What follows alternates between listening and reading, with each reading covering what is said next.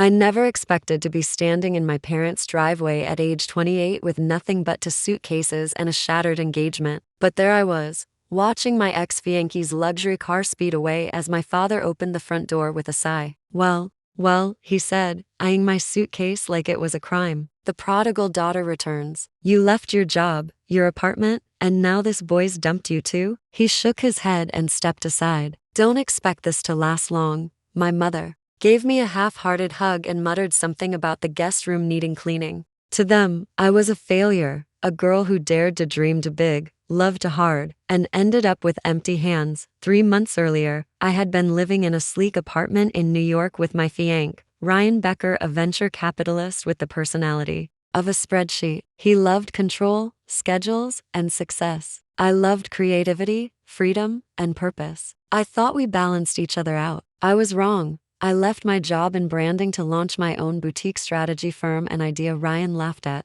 over dinner one night. You're not cut out for this. You'll run out of money or confidence, probably both. A week later, he left. Not just me, but the apartment, the business pitch we were building, and the future we had imagined. I found out later he had partnered with a former colleague of mine and launched the same idea under a new name with a male co-founder.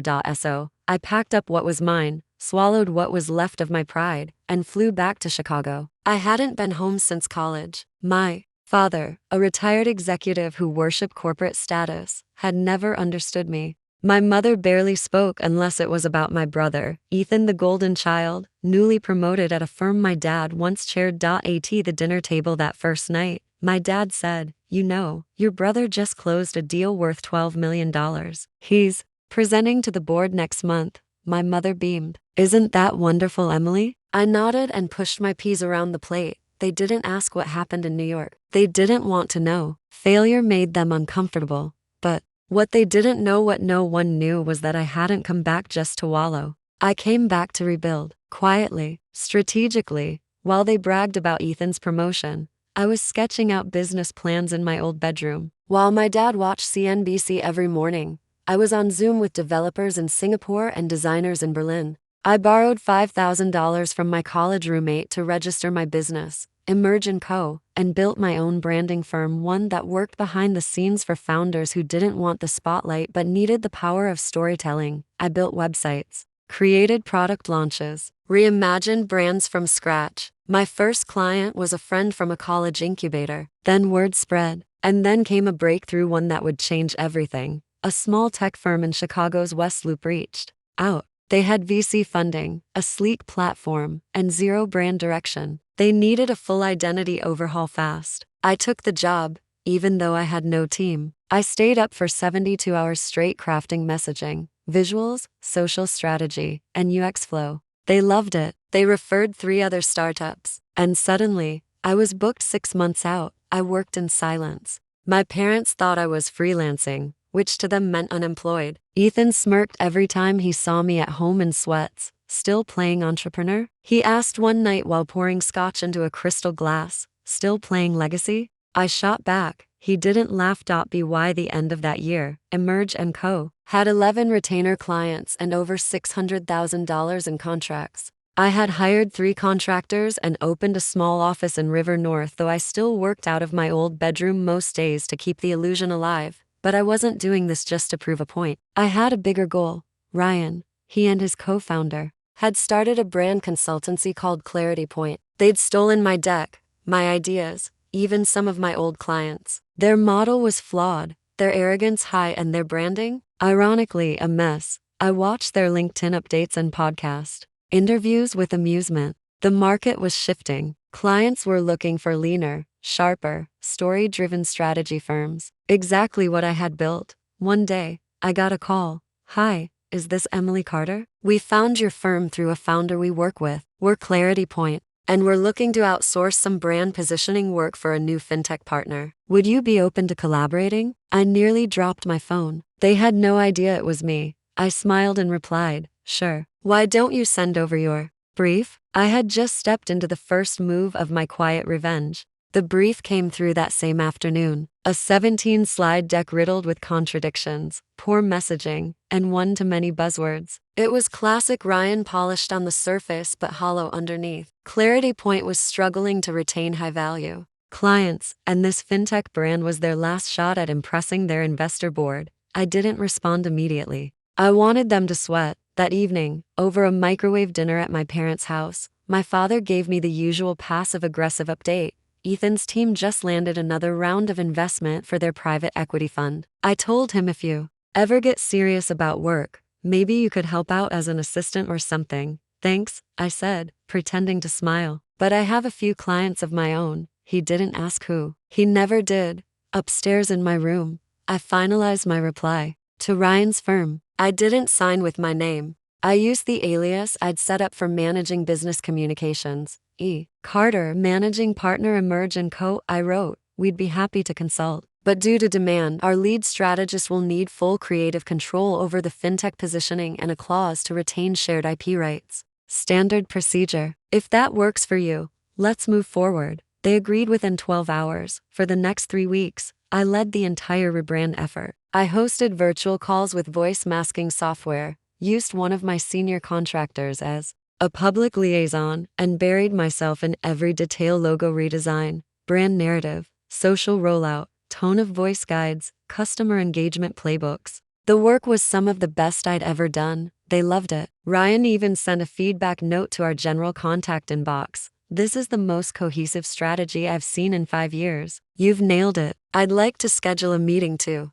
bring your team on long term. He wanted a partnership, and he still didn't know who I was. Meanwhile, at home, things were tense. My mother had walked in on a Zoom call and asked, confused, were you just talking about overseeing 5 brands? Since when? My father scoffed. She's probably role-playing. This is what happens when you don't have a real job, Ethan chuckled over breakfast one day. You know, Dad's company is looking for someone to do their email campaigns. Want me to put in a word? I kept my mouth shut. What none of them knew was that Dad's former company had actually just signed a contract with Emerge & Co. under a different consultant's name. I was already rebuilding the empire they thought I could never touch. A few days later, the fintech project launched publicly. It trended on LinkedIn, and several business blogs praised the firm's brand transformation. I watched Ryan take full credit in interviews, but I didn't mind. Not yet. I was waiting for the right moment. That moment came faster than I expected. Clarity Point's investors reached out. They were impressed by the rebrand and asked for a referral to my firm. Apparently, Ryan had lied to them, saying Emerge & Co. was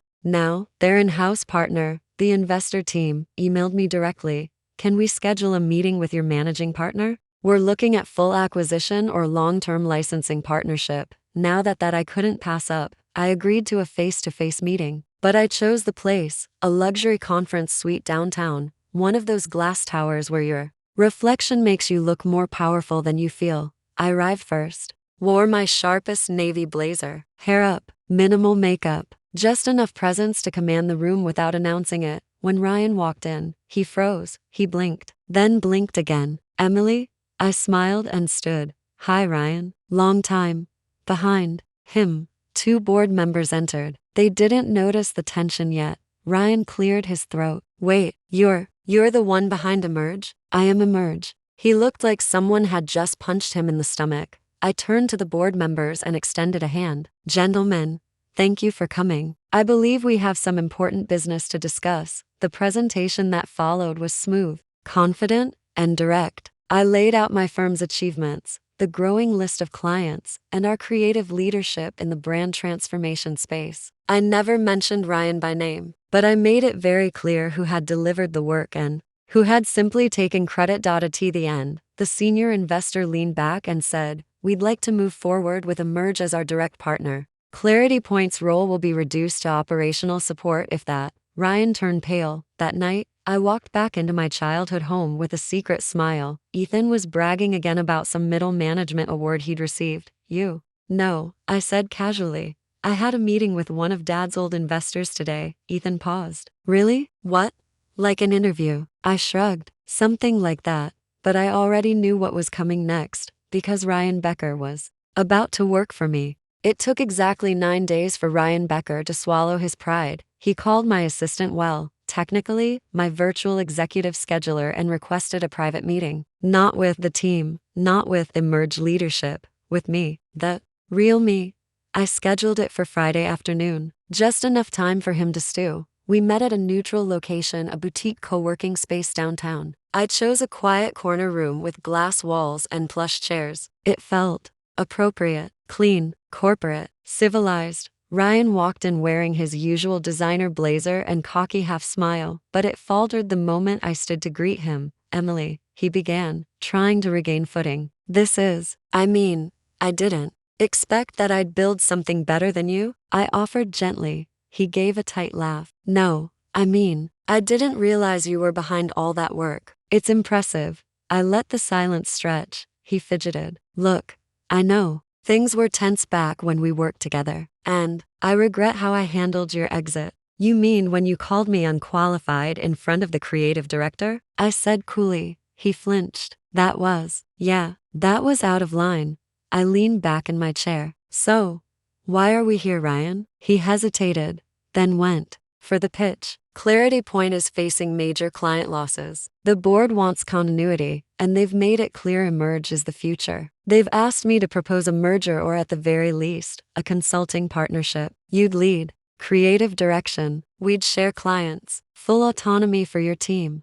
I didn't respond. I watched him sweat. Finally, I said, if I take this deal, who do I report to? His mouth opened, then closed. We'd be equals, joint partners. No, I said simply. If we do this, you report to me. He laughed. He actually laughed, that sharp bark of disbelief he used to weaponize in the office. Come on, Emily, don't let this get personal. You really want me to work under you? I smiled. Oh, Ryan, I said. That's the only way this works. He stared at me like he couldn't recognize the woman across from him. Maybe he couldn't. I was no longer the junior strategist begging to be heard in crowded pitch meetings. I wasn't the quiet girl he mocked for overthinking campaign details. I was the founder of a firm that had eclipsed his. Eventually, he gave a slow, reluctant nod. Fine, you'll get what you want. The board just wants results. If that means you take the lead, I'll deal with it. I extended my hand. Welcome to Emerge. And just like that, Ryan Becker worked for me. That weekend, I attended my cousin's engagement party, an opulent affair with golden champagne towers and a live jazz quartet. My family, of course, saw it as a status checkpoint. My mother whispered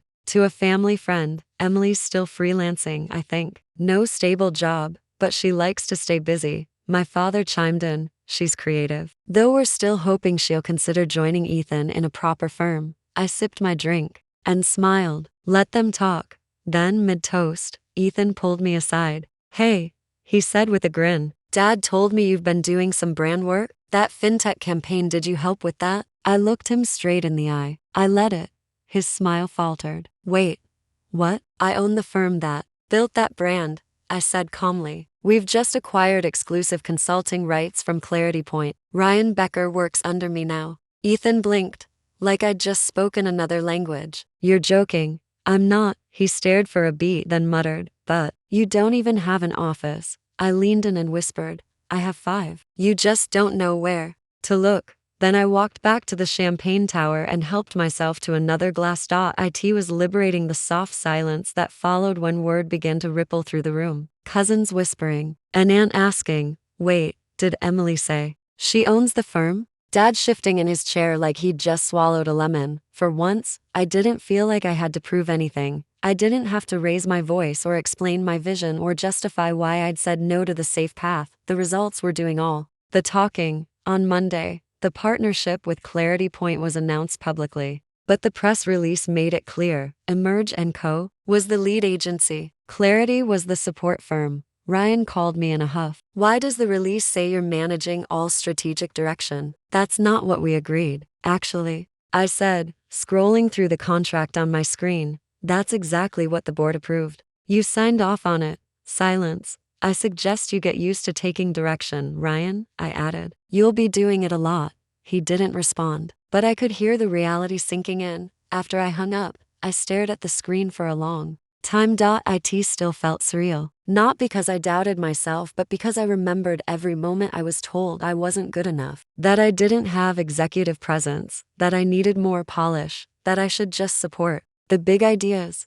Now I was the one making the big ideas. And the old boys club, they were scrambling to keep up, and I was just getting started. Ava didn't sleep the night before the gala, not because she was nervous, no. That emotion had long since been burned out of her. She was calculating, reviewing numbers, reading board member profiles, and rehearsing her lines like a queen preparing for coronation. She'd spent years making sure that when she finally confronted her father and brother, she wouldn't do it with anger or vengeance, but with precision and calm power. The day of the event, she dressed simply in off-shoulder, black satin gown that hugged her figure without screaming for attention. No flashy logos, just subtle elegance. She wore her mother's sapphire earrings, a reminder of the last time her family was whole. Her driver pulled up to the Century Hall entrance, and photographers barely registered her. To them, she was another socialite or assistant. That anonymity? It wouldn't last the evening. Inside, the ballroom gleamed with gold and crystal, filled with Chicago's elite. Ava noticed her father standing near the governor, laughing loudly, gesturing as if he owned the world. Mason was already holding court with a group of bankers, probably boasting about deals he didn't close himself. As Ava entered, heads turned, but most failed to recognize her. That was the point. She didn't need to walk in and announce her name. The room would learn soon enough. On stage, an announcer welcomed guests and introduced the keynote, none other than Richard Morgan, founder of Morgan & Co. Real Estate. Applause erupted as Ava's father walked onto the stage, soaking in the validation. He delivered a rehearsed speech about legacy, generational strength, and the importance of knowing your place in the world. It was laced with subtle digs she knew were aimed at her. But Ava didn't flinch. She simply watched the crowd, who clapped politely, not knowing the storm that was about to roll through the chandeliers. As he closed his remarks, he added, "Tonight, we also have an important announcement about our future. As many of you know, we've been in talks with a group of private investors. Well, it's official. Morgan & Co. is entering a new era with fresh leadership. I'm proud to welcome a new chairperson who embodies discretion, strength, and strategic brilliance." He paused. Ava Morgan. The silence was instant. Utter shocked silence. Her father's face contorted between confusion and disbelief. As applause broke out from the rear tables, those seated with executives from Horizon Properties, Riverbank Ventures, and even the Federal Building Project, her allies, her investors, Ava stood and walked slowly to the stage, the hem of her gown trailing like a queen's train. Every step echoed. Her brother looked stunned, blinking, as if trying to make sense of the name that had just been said. She took the microphone from her father, without even glancing at him. "Good evening," she said, her voice calm and clear. "For those of you who don't know me, I'm Ava Morgan, formerly the overlooked daughter, the disrespected analyst, the invisible heir. But for the past 7 years, I've quietly built a property and development portfolio that now controls 40% of the land Morgan & Co. leases. This includes your offices." She turned to several executives in the room. "Your homes, your shopping centers, and yes, this hotel." A murmur swept through the crowd like wind across dry leaves. "I founded Black Swan Holdings under a pseudonym because I wanted to succeed on merit, not legacy. My family believed I was weak because I walked away. But I didn't walk away, I stepped back. And now, I step forward." She looked at her father, then her brother, who looked pale, frozen. "As of this morning, I now hold majority voting shares in Morgan & Co., effective immediately. This isn't a partnership, it's a transfer of control." The screen behind her flickered to life, showing documents signed, sealed, filed. The room gasped. One by one, executives in the audience stood and applauded. Even those who didn't know her well had heard whispers of Black Swan, this mysterious force buying up prime assets across the city. They had just met its architect. Her father tried to speak, but the microphone had already been turned off. Ava turned to the audience one last time. "Power isn't inherited," she said. "It's built, earned, and sometimes reclaimed." She stepped off the stage to a standing ovation. Back at her table, her assistant handed her a glass of champagne. "Everything went exactly as you planned," she whispered. Ava took the glass, her eyes sweeping the crowd now rushing toward her, eager to shake hands, to be associated with the new queen of Chicago real estate. She smiled, not for them, but For herself, she had become everything they said she couldn't be, and more. The news spread like wildfire by morning. Every major business outlet ran the same headline: Ava Morgan takes control of Morgan & Cohen's surprise power shift. For years, Ava had worked in silence, her name hidden behind the veil of Black Swan Holdings. Now, her name was everywhere on tickers, press releases, headlines whispered in boardrooms across the country. And this time, it wasn't as someone's daughter. It was as the architect of one of the boldest corporate takeovers in recent memory. Back at the office, her new office, the top floor of what used to be her father's, the gold-plated R. Morgan nameplate had been removed from the door. In its place, simply, Ava Morgan, chairwoman and CEO. She stared at it for a moment, taking in the quiet satisfaction. No applause now, no press, just her and her power. Inside, she found her brother Mason already seated at the long boardroom table, pale and nervous. He hadn't been answering calls all morning, not from board members, not from their father, and certainly not from investors. His fall was swift. Once the presumed heir, he now held a meaningless title with no real authority. Ava had offered him a position, director of community housing initiatives, a non-decision-making role. It wasn't punishment, it was mercy.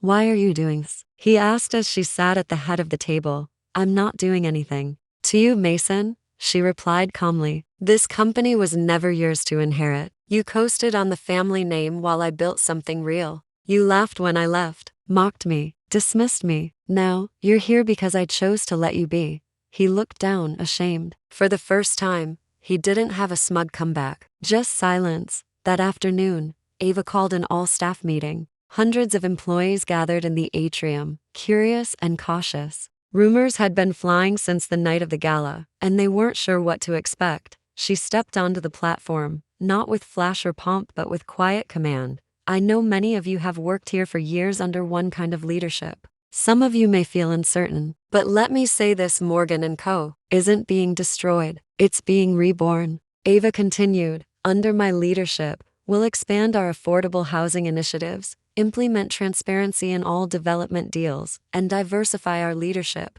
If you're here to build, to innovate, to grow, then you'll thrive." There was a moment of pause, then scattered applause, then a wave. Even the skeptical ones seemed willing to give her a chance. Her message wasn't just one of revenge, it was of renewal. Later that evening, Ava visited a quiet spot on the city's north side, the first piece of land she ever bought with Black Swan Holdings, a once abandoned lot that now housed a thriving community center and low-income housing development. It reminded her of why she started, not just to prove herself, but to build something better. As she stood at the edge of the sidewalk, watching children play under the streetlights and families gather on their porches, an elderly woman approached. "You Ava?" she asked. Ava turned, nodding. "Yes. My son got his first apartment here last month. Said it was the first place he felt safe." "That's your doing, isn't it?" Ava smiled softly. "It's a lot of people's doing, but yes, I helped." The woman took her hand. "Well then,